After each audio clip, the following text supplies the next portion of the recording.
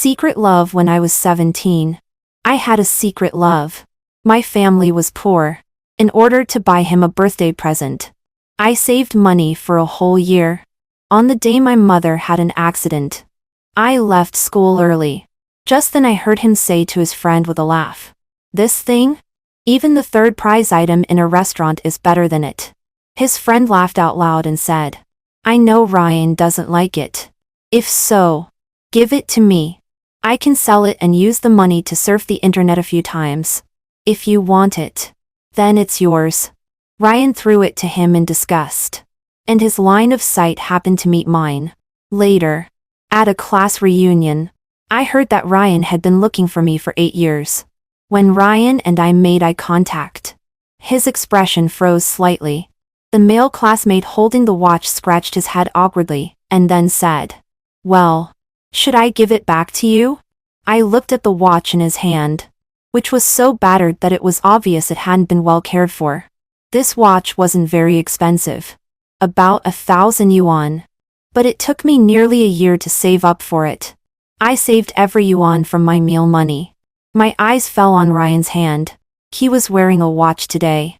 I couldn't recognize the brand, but I was sure that the watch on his hand was much better than the one I gave him. I silently took the watch from Ryan's friend and looked at Ryan and said slowly, "I'm sorry. I'll deal with it myself." Ryan lowered his eyes, pursed his lips and remained silent. I rubbed the watch in my hand embarrassingly and turned around to leave. When I passed the first trash can at the school gate, I made up my mind and threw the watch directly into the trash can. I turned my head and looked at him. He casually lifted his eyelids, with a smile on his lips and full of mockery in his eyes. I was stunned and lowered my eyes. It was so embarrassing. My secret love. At that time, I didn't know that this look for Ryan had almost become my nightmare. When I got home, my father was sitting at the door, with a cheap cigarette in his mouth and a worried look on his face. My mother was not there. He handed me a report, which said that my mother had breast cancer. My father took a deep drag on his cigarette and said, "Treating breast cancer costs hundreds of thousands of yuan. I've discussed with your mother. We won't treat it. Your mother said she wanted to eat the braised pork ribs I cooked. Go and buy some, and then I'll go and pick your mother up later." I didn't believe it. I flipped through the report over and over again, and said in a trembling voice, "Has it been diagnosed? There are a lot of misdiagnoses of this kind. Tomorrow I'll take my mother to see another doctor. This must be a misdiagnosis." I looked at my father stubbornly. My father's eyes were red. He just looked at me like that and didn't say a word. At that moment, my tears flowed down uncontrollably. Finally, I cried and said, "I'll stop studying and treat my mother." My father lowered his head. I knew that my father was no less sad than I was. My father's right leg was disabled. At that time, only my mother was willing to be with him, not loathe him, and always encouraged him. Although our family was poor, my father and mother loved each other very much. In junior high school, all the classmates in the class began to have their own beliefs. I asked my father, "Dad, what's your belief?" My father didn't understand what belief was. I roughly explained it to him. He scratched his head embarrassedly and said, "My belief is your mother." Later, I also had my own belief. I wanted to grow up, earn money and take my father and mother to see the world. Now my father's belief has collapsed. So has mine. I held my father's hand and said to myself, "I'll stop studying and go to work. Let's go to Beijing to treat my mother." My father smoked and didn't say a word, but I had already made up my mind. I asked my father to pick up my mother, and then I packed my things and went to Beijing. I myself went back to school. It started to rain when I was halfway there. The pedestrians on the road were in a hurry, all trying to get to their destinations before the rain got heavier. Only at this time did I dare to cry. The rain and my tears mixed together. When I got to school, there were almost no people there. I reached out towards the dirty trash can. The stinky and pungent smell kept rising. I rummaged through it several times, But my watch was still not there. I bit my lip and wanted to slap myself for throwing the watch away at that time. If I sold it, I could get several hundred yuan. I searched for several hours and rummaged through every piece of garbage in the trash can. But there was no watch. I walked home in a daze. By this time, there were hardly any people on the street. The rain was so heavy that it hurt a little when it hit my body. When I got home, my father hadn't come back yet. The usually warm home now felt so cold to me. I waited and waited. Finally, someone came to tell me in a hurry. Your father and mother jumped into the river. That year, I was in senior 3. I lost both of my parents and became an orphan. 8 years have passed, and I still can't forget what happened that day. I sat up on the bed and pressed the phone to turn it on. I found it was just dawn. I softly called out Dad. Mom. In the empty room with a sense of grievance. As usual, there was no response. I lowered my head. In the past 8 years, they haven't come to see me even once. In my dreams, there was only Ryan with a smile on his lips, a teasing look in his eyes. And he asked me with a laugh, "Do you have any self-respect?" Doris. Every time I shouted loudly that I had self-respect, the dream would end. I can't fall asleep anymore. So I simply get up and start packing things. After numbly arranging my parents' funerals back then, I left that place. I went to a new city and worked part-time while studying. Having to study and work at the same time was really tough. But I dare not let myself stop. Once I stop, I just want to cry. I went to the hospital. The doctor said I had moderate depression and needed someone to help me get out of that day. But there is no such person. I've been away for years. In recent years, I have increasingly wanted to go back and see the river where my parents jumped. I want to jump in and ask why they were so cruel. I'm really tired. Anyway, I'm going to go back. I don't reject those classmates from my class back then anymore. So when the monitor asked if I would go to the class reunion, I was the first one to say yes. I haven't spoken in the group for years. I've also deleted all my classmates, including Ryan. I bought the earliest high-speed train ticket. I was in a very relaxed mood. In the past 8 years, no day has been more relaxing than now. I admired the beautiful scenery outside the window and talked with the young couple in the adjacent seats with a smile. The girl said, "Sister, you don't know. It was so difficult for me to court him back then. He had so many girls chasing him. But I persisted for 2 years. Now I'm going to take him to meet my parents." Sister, are you so happy because you're also going home? I think the wind on the way to meet parents is sweet. I was silent for a while, then forced a smile and said, "Yes. I'm also going home. Going home. To see my parents." I said the latter words very softly, so that only I could hear them. But this sentence pleased me. I will be able to see my parents soon. I was humming a song all the way. After getting off the high-speed train, I went directly to the place booked by the monitor.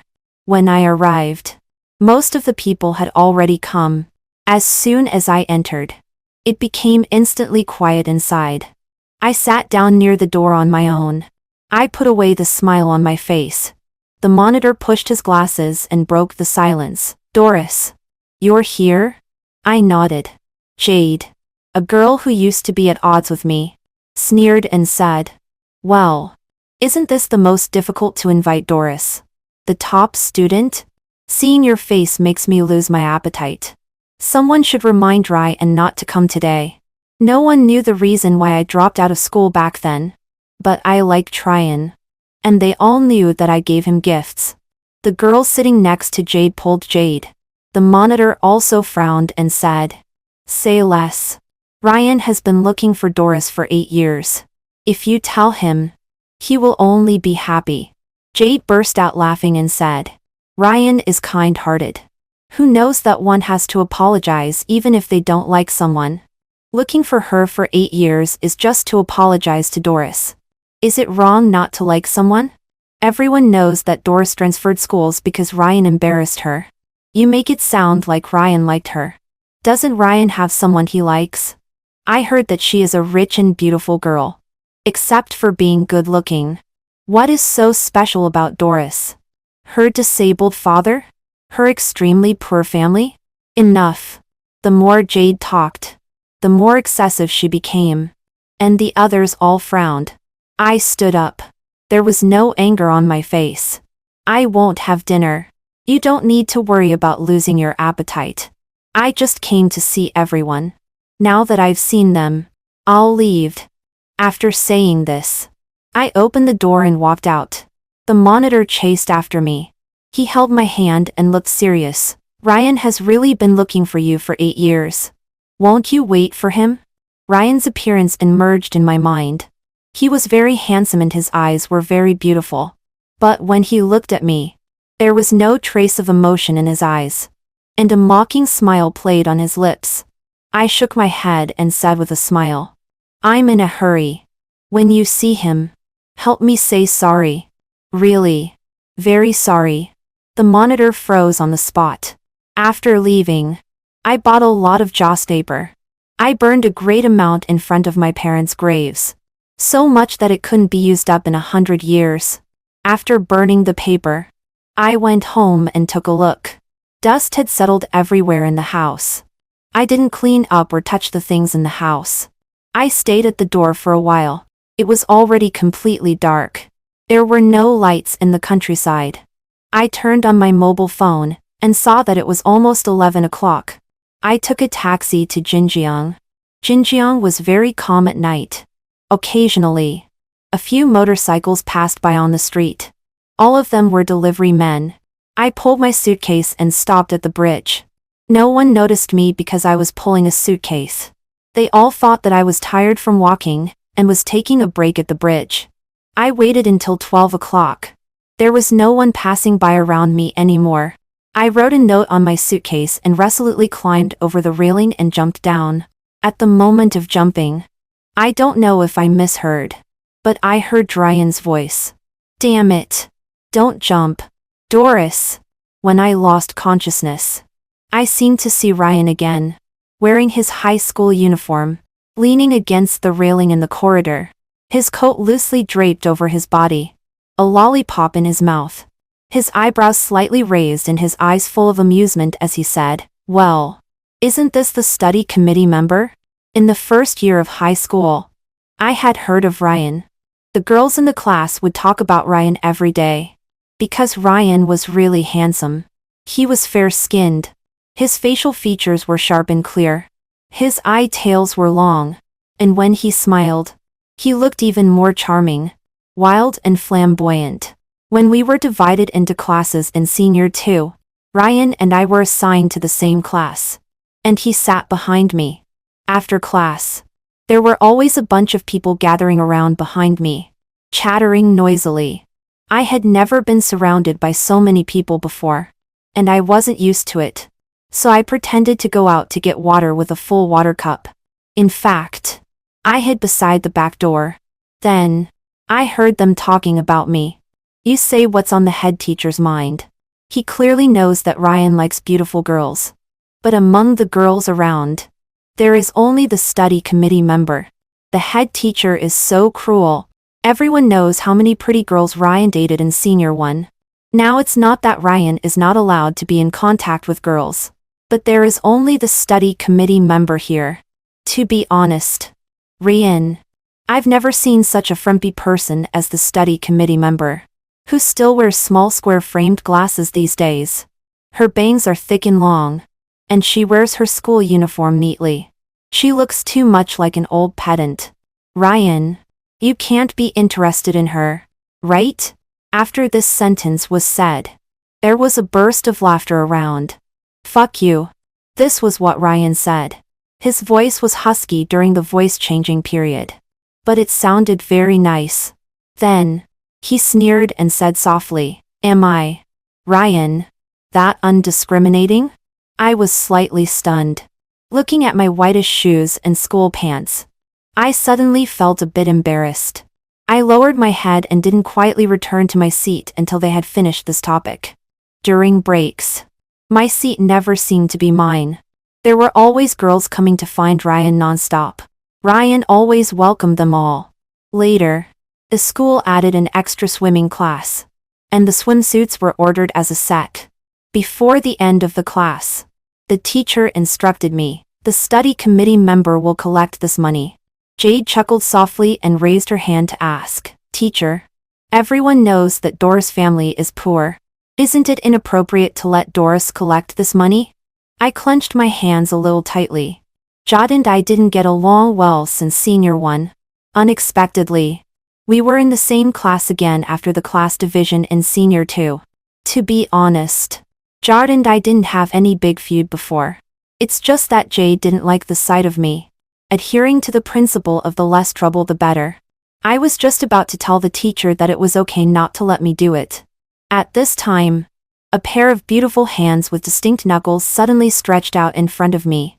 "Here, study committee member." I looked up in sore eye and looking down at me. His eyes were extremely beautiful, and I was stunned for a moment. Maybe I was stunned for too long. The person beside Ryan nudged him and said with a flirtatious laugh, "Well, he has charmed another one." Hearing this, I came to my senses. But Ryan suddenly bent down close to me. My pupils dilated. He smiled roguishly and said softly in my ear, "I know I'm handsome, but study committee member, you're not my type." I lowered my eyes, took the money from his hand, then turned around to look at him, nodded and said softly, "I know." Ryan was stunned for a moment, then raised his eyebrows and said, "Good. Study hard. Study committee member." After that, Ryan straightened up and left the classroom while tossing a basketball. The others in the class didn't hear what Ryan and I had said. They only knew that Ryan seemed to be very nice to me. So they all gave me the money. Jade reluctantly gave me the money, and also warned me, "Stay away from Ryan. Look at your family conditions. You're like a toad dreaming of eating swan meat." I ignored her, silently collected all the money, and then took out my living expenses to pay for the swimsuit. After counting and making sure there was enough money, I immediately gave it to the teacher. As soon as school was over at noon, by the time I had paid the money, they had almost finished eating. I took out a steamed bun from my bag and started eating it in the empty classroom. My mind was full of thoughts about how to find a part-time job to earn living expenses. If I asked my parents for this money, they would surely give it to me. But I didn't want to. When I was halfway through eating, Ryan came in. He was a little surprised to see me. I just took one look and then lowered my eyes and continued to eat the steamed bun silently. Ryan walked straight to his seat. Suddenly, he poked me. His voice was husky. "Are you done eating? Study committee member?" I stuffed the remaining 2 bites of the steamed bun into my mouth, turned my head and nodded silently. He turned sideways and lifted up his school uniform. There was a large abrasion on his waist that was still oozing blood. He tilted his head and smiled at me. "Help me put some medicine on it." "Okay?" I quickly chewed the steamed bun in my mouth and nodded softly. "Okay." I walked to his side and squatted down, looking through my pocket for the medicine for the waist. I frowned and asked, "Why didn't you buy Yodo PHR? Alcohol will be very painful." Ryan chuckled softly. A real man is never afraid of pain. As soon as Ryan finished speaking, I dipped a cotton ball in alcohol and wiped his wound. Hiss! I looked up at Ryan and asked rhetorically, "A real man?" Ryan looked down at me, stunned for a moment, and then smiled and said, "Study committee member. Your eyelashes are really long." His tone was extremely frivolous. I knew very well that Ryan just said it casually. I lowered my eyes, but the movement of my hands became heavier. Ryan didn't make a sound, but his abdominal muscles were very tense, which was enough to show that Ryan was in great pain. Unable to bear it any longer, Ryan said through gritted teeth, "It really hurts. Be a bit lighter." I paused my movement and subconsciously blew gently on the wound. After blowing, I was stunned, and Ryan was also stunned. Then neither of us said anything more. After applying the medicine to Ryan, My relationship with him was still like that of strangers. After class, I could even see him sending other girls back to the dormitory. There is a very big tree in front of our dormitory. Ryan and that girl were standing under the big tree. That girl was very good looking. She was a senior in Senior 3. She stood on tiptoe and pouted at Ryan. When Ryan bent down, he suddenly glanced at me. I quickly turned my head away. Ryan shifted his gaze. He just bent down to pinch the girl's face and left with a smile. I don't know why, but I always pay more attention to Ryan. Lying on the dormitory bed, I thought about it and finally came to the conclusion I like his face. Just looking at it is also good. Later, when I ran into Ryan walking with other girls, I would quickly walk to a place where I couldn't see Ryan, or walk far behind with my head down. I think this way I won't offend Ryan. When Ryan was injured again, he came to me with medicine. This time it was his arm. He propped one hand on the desk, raised his injured arm at me and blinked, saying, "Study committee member." As soon as I picked up my bag, I found that the senior girl from Senior 3 had come. I suddenly sat up from my seat and my hat hit Ryan's chin. His study committee member. If you want me to die, you don't need to hit me with your head. What if I become stupid? As he said this, he reached out his hand towards my head. I dodged backwards to avoid Ryan's hand.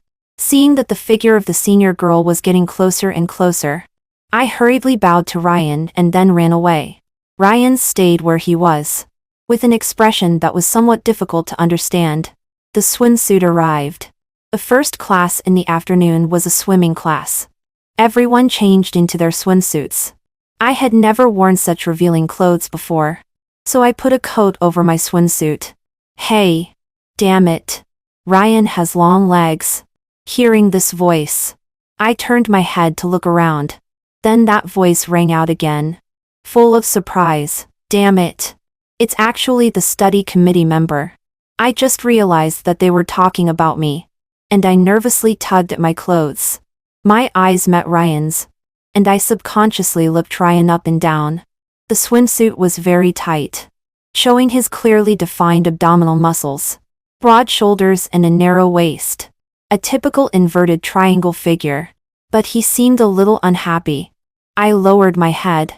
Also, Ryan doesn't like me, and he probably doesn't like me looking at him either. When gathering, the teacher saw me wearing glasses and frowned, saying, "Didn't you go to get prescription goggles? How can you swim like this? Don't you have any common sense?" Jade laughed and said, "Teacher, you are right. Her father is lame. Her mother didn't even graduate from primary school. And the family is so poor that it's a question whether they can have enough to eat. Teacher, how can she know that she needs to get prescription goggles for swimming?" Jade seemed to be explaining for me, but actually made my family's situation clear. The teacher looked surprised, then was silent for a while and said dryly, "If your myopia is not too severe, you can take off your glasses." Jade raised her hand again. "Teacher, she is a top student and reads books every day. How can her myopia not be severe?" At this time, Ryan impatiently clicked his tongue and said, "Are you the only one with a mouth? Are you so noisy?" Jade's face turned red with embarrassment, but she didn't dare to refute, just silenced and lowered her head. The teacher didn't mention this matter anymore. I took off my glasses only when I got into the water. Because of my high myopia, I was alone by the side, afraid of bumping into someone. As much as I didn't want to, I still bumped into someone during practice. Because I didn't wear glasses, I couldn't open my eyes in the water. So when I emerged from the water, the first thing I saw was a set of abdominal muscles. I quickly apologized. "Sorry. Are you okay?" After apologizing, I moved my eyes up to see who it was. My eyes met a face with a faint smile. "Study committee member?" My eyes widened, and I lost my balance and sank directly into the water.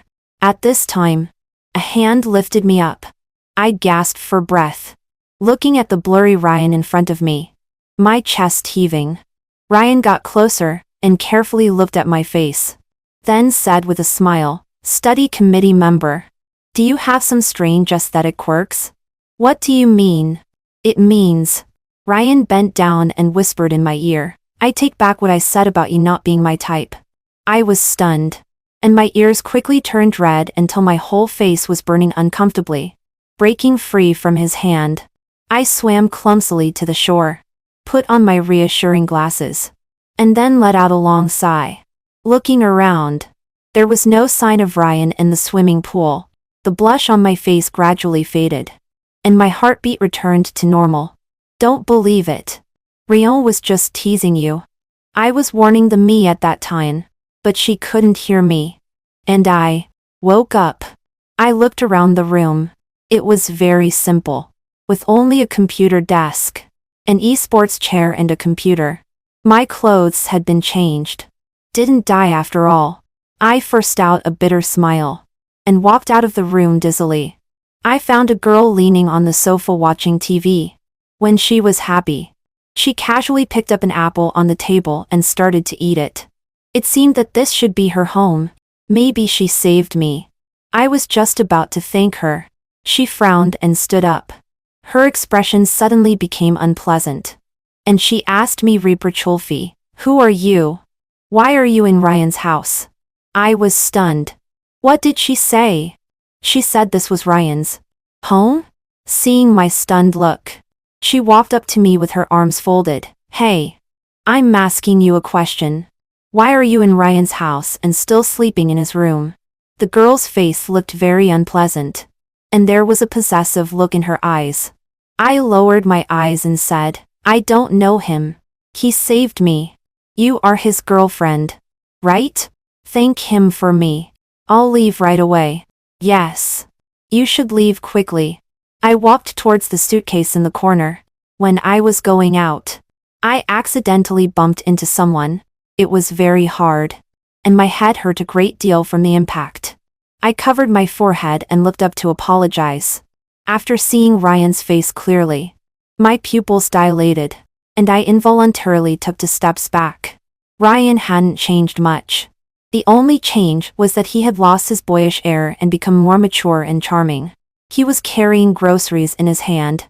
His eyes shifted to my hand pulling the suitcase, and he sneered, "What? Are you going to jump into the river again?" I looked at Ryan. This time, I didn't avoid his gaze and said softly, "Ryan, am I in your way?" Hearing this, Ryan's expression was stunned for a moment. Coming to his senses, he asked, "Doris, do you want to have dinner?" I shook my head. "No, I'm in a hurry." Ryan lowered his eyes and clenched the hand holding the groceries. "Can you stop trying to die?" I looked up at Ryan seriously and said, "You shouldn't have saved me. I just also want to have a home." Ryan's eyes lit up. And then I said, "A home with my parents. Although my father is lame and my mother is ill, the family that you would never want to have is the one I miss day and night." Ryan was silent. I walked outside. Ryan grabbed my arm and said, "Doris, I'm getting married." I paused inside softly. "Really? Then congratulations. Will you come to my wedding?" Ryan turned to look at me. His eyes were as bewitching as before. "Is it only with me that your wedding will be perfect?" I asked rhetorically. Ryan looked at me for a long time, and his thin lips slightly parted and he uttered one word, "Yes." I gave him a smile and said in a light tone, "Then I'll come. I don't want to leave you with any regrets." "When?" "In 1 month." "Okay." I promised Ryan and rented a house here for 1 month. In high school, I thought Ryan liked me too. So I saved up money for a long time to buy him a watch. But as it turned out, it was just my one-sided love. It was an embarrassing unrequited love. Now Ryan was getting married, and I would personally draw a full stop to my youthful unrequited love in my life. In the middle of the night the next day, Ryan knocked on my door. When I opened it, a strong smell of alcohol hit me. It was raining, and he was soaked through. Ryan pulled me into his arms all of a sudden, and his head was buried in my neck. Immediately, I felt a large area of my neck getting wet. Ryan turned his head and whispered in my ear, "Doris, I've been looking for you for 8 years. But you haven't revealed any information at all. Do you hate me?" Ryan's tone was a little aggrieved, and his words were a bit slurred. I turned my head aside and said, "Ryan, you're drunk." Ryan stood up straight and took out a watch. I was slightly stunned. This was the watch that I threw into the trash can back then. "I found it. Don't throw it away again." I lowered my head and said softly, "It's not something valuable. Don't keep it." Ryan's breathing became a little heavier.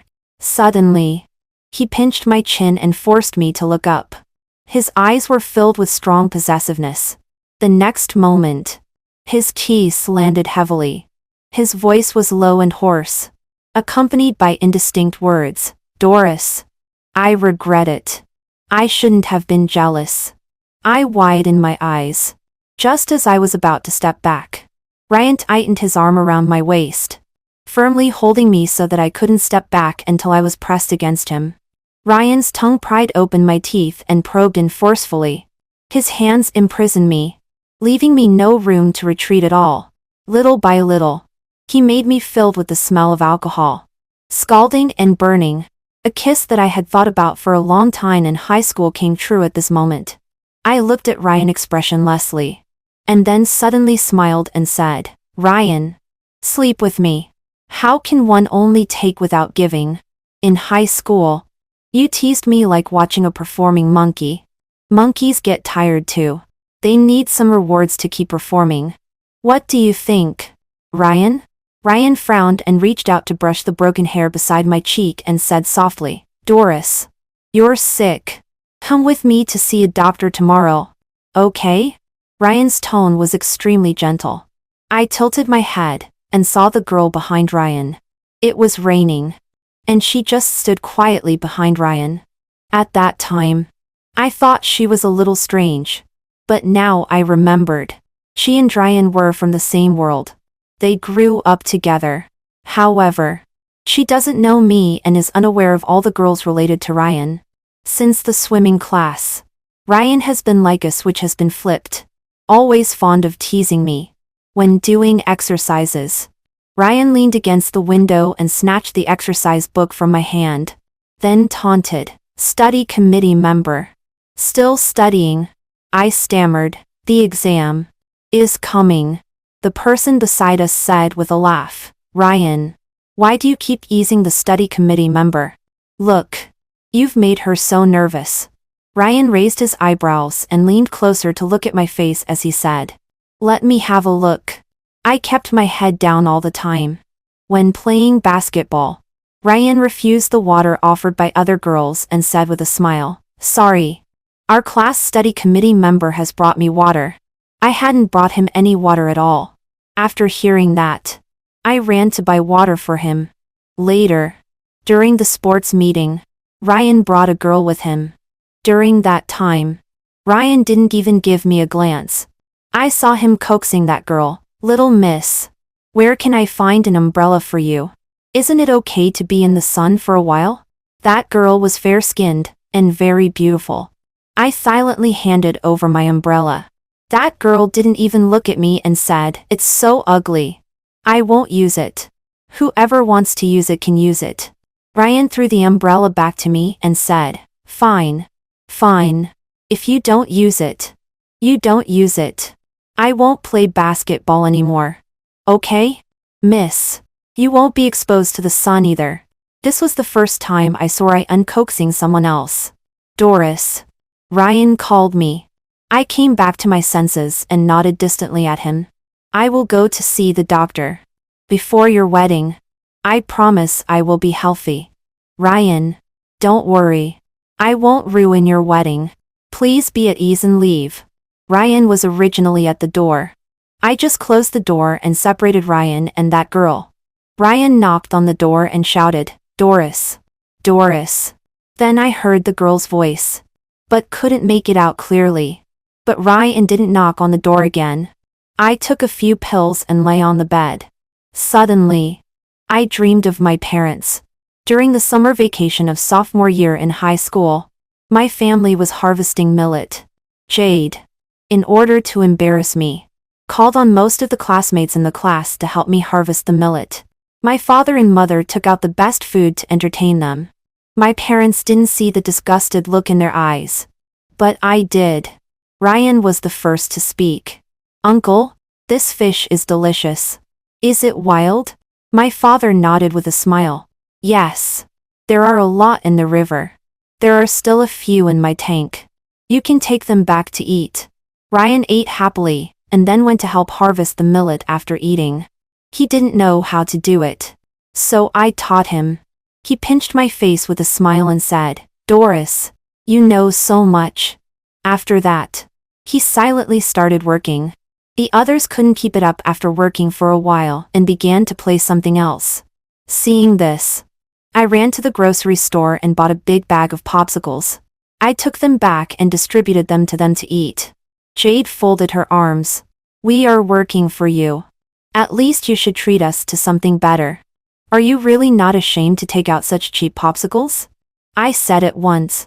"These are thirst quenching." Throughout the process, only Ryan did the most work. My father praised him directly. The others left one after another, and only Ryan worked until it was dark. When it was dark, the road was hard to walk. My father said, "Young man, stay for one night before you leave. I'll let Doris make a bed for you." My room was on the second floor. Ryan made a bed on the balcony on the second floor. The house was not soundproof, and I could hear Ryan tossing and turning and unable to fall asleep. So I lit a mosquito repellent incense and took it over. As soon as I walked up to him, he opened his eyes and said with a smile, "What? Does the study committee member want to do something to me while I'm asleep?" I put down the mosquito repellent incense, crouched down and asked softly, "Are you in pain?" Ryan was pampered. When had he ever done farm work? Even if he didn't say it, I knew he must be in pain. I couldn't see Ryan's expression clearly in the dark. He was silent for a while and said in a hoarse voice, "Yes. It hurts." I put my hand on his arm. "I'll rub it for you. It will be okay once it's rubbed loose." I silently rubbed Ryan's arm and felt that his body temperature was getting higher and higher. I asked, "Are you hot?" He coughed softly twice and said, "No. I'm not hot." Study committee member. You are really good at rubbing. I feel much better. After a while of silence, I thanked him. "Ryan, thank you today. If it weren't for you, my parents and I would still have to harvest for many days." Suddenly, Ryan put one hand on the back of my head and pushed me down a little. All I could see clearly were his eyes, with a burning look in them. He asked, "Can I have a kiss?" I was stunned but nodded. After I nodded, it was Ryan's turn to be stunned. He let go of his hand and said, "I was joking."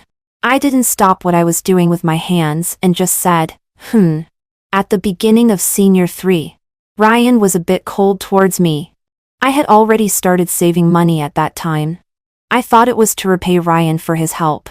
Because I had good grades, people often came to me to ask questions. There was a person named Jay who could come to me 7 or 8 times a day. When Ryan passed by, he smiled in a strange way and said, "Jay, do you regard the study committee member as a free teacher?" Then he bent down and looked at me and said, "Doris, you can get rich by this." His tone was a bit sarcastic. I frowned, not knowing where I had offended him. But I didn't say anything. It was not until I gave Ryan the watch I bought with the money I had saved for a long time. I heard Ryan's words when I left early that day. Then I realized that Ryan seemed to have never looked up to me. He treated me like teasing a kitten or a puppy. When he was happy, he would tease me. When he was unhappy, he would leave me aside. There was no real affection at all. After getting up, I went to the hospital. The doctor asked me, "What's the situation?" I said, "I was diagnosed with moderate depression before." The doctor let out a long sigh and said, "Moderate. Still controllable. Let's do another check." I nodded and took the examination form, but suddenly changed my mind halfway. So I left. As soon as I walked out of the hospital, I met Ryan waiting at the hospital entrance. He walked towards me and asked, "Have you had the examination? What medicine did the doctor prescribe?" I was a bit annoyed, but still smiled and lied. "I've done everything. The doctor said I was in a very good state." Ryan frowned. "Doris, do you know? When you lie, your eyes are extremely focused." I stopped smiling and raised my eyes and asked, "Ryan, do you like me? You are so concerned about me. Does your girlfriend know?" I was not afraid that Ryan would mock me when I could ask this question. But Ryan's answer was completely unexpected to me. He took out a cigarette, lit it, took a puff, and said with a smile, "Yes, I like you." Ryan's voice exploded in my ears. I was only shocked for a second, and then said with a smile, "I don't like you. Ryan, I know. I'm chasing you." Ryan stubbed out the cigarette in his hand. "Then die with me, Ryan." I stood still waiting for Ryan's answer. He looked at me for a long time. So long that I lost my patience. Just as I turned my head, Ryan's voice came from behind. He said, "Okay." Then he took my hand and asked, "How do you want to die? Jump into the river? Or jump off the building?" I was silent. "You are still going to get married, Ryan." But Ryan seemed to be determined. He sneered. "Getting married was originally a trick to keep you. Why should I get married? And who should I marry? What about that girl?" "Do you mean Snow?" Ryan asked. I nodded. "So that girl's name was Snow." Ryan rubbed his forehead. "She is my brother's girlfriend. It's not good for me to snatch her, right?" "That girl was Ryan's brother's girlfriend? But you clearly showed some feelings for her." Before I could finish my words, Ryan just smiled. "How could it be okay? My brother would really beat me up. Since we've talked about this, we might as well finish it all. Last night she came to me just to persuade me. And back then, I said those things because I was jealous. The gift you gave, it was very nice." I was a bit dazed. As if I saw Ian in high school smiling and saying to me, "Study committee member, this watch is very nice." After we had this talk, the barrier in my heart should have been broken, but I still felt very depressed. I pushed Ryan away and said seriously, "But the present Doris is not the Doris in the past. Go away." Ryan didn't leave but just followed me closely. I was a bit impatient. "You will delay me from finding a boyfriend like this." I just wanted Ryan not to be around me. As for the boyfriend, it was still an non-existent thing. But Ryan still shamelessly followed me around. "Doris, isn't it good for me and him to serve you together?" My face turned a bit red. And then I sneered. "Do you still have abdominal muscles? What do you use to compete with others? Rely on your thick skin?" Ryan lifted his clothes, grabbed my hand and made me touch his abdomen firmly, sliding up and down, and said in a hoarse voice, "Are they there? Touch more." I wanted to withdraw my hand, but Ryan didn't allow it, and even pulled my hand down further. He smiled at me and leaned close to my ear and said, "I wanted to do this when we first went swimming." Ryan was becoming more and more shameless. Every day he accompanied me and took me to a lot of out-of-the-way places. But there was one common feature. That is, they were all places for worship. "When did you start believing in these? And you believe in quite a variety." He grinned and said, "Well, I hope they will all bless you." I was stunned. Ryan pestered me like this for a year. And finally I compromised and quickly got the marriage certificate with him. Ryan's parents didn't care about this at all. Ryan smiled and said to me, "They are used to it. Since we were young, neither my brother nor I have been taken care of by them. They just give us some money and food." Only then did I know that Ryan's parents' relationship was very bad. Ryan's father had a mistress outside, and his mother also had her own lover. The marriage between the two is only in name. If it weren't for the company, they would have divorced long ago. Fortunately, Ryan still has his brother. Later, I happily stayed with Ryan every day. I laughed a great deal, but I knew that I was not actually cured. I secretly went for an examination once. The doctor said it was severe depression, and it had been going on for some time. I had serious somatization reactions. But I hid all of this from Ryan, until I unconsciously swallowed a large number of sleeping pills. When I woke up, Ryan was sitting beside my bed with red-rimmed eyes. He rubbed my hand and said, "Doris, you are not allowed to die." When Ryan went out to buy food for me, Snow came. She clenched her fists as she looked at me and said with a light snort, "Doris, do you know that Ryan's brother passed away in his senior year of high school? Even if you pity Ryan, don't die, okay?" "He never told me," I said softly. Snow turned her head away. "He doesn't want you to pity him for your sake. He wants to cure you. But who will cure him? He is always so silly." At this moment, there was love in Snow's eyes. Snow had fallen in love with Ryan. I looked at her and said, "You will cure him, right?" Snow's expression darkened. Looking earnestly into my eyes, she said, "If I could, in these 8 years, there would have been no place for you long ago. He only regards me as his sister-in-law. Doris, he only wants you." After hearing Snow's words, I tried hard to receive treatment. At first, the results were not very obvious.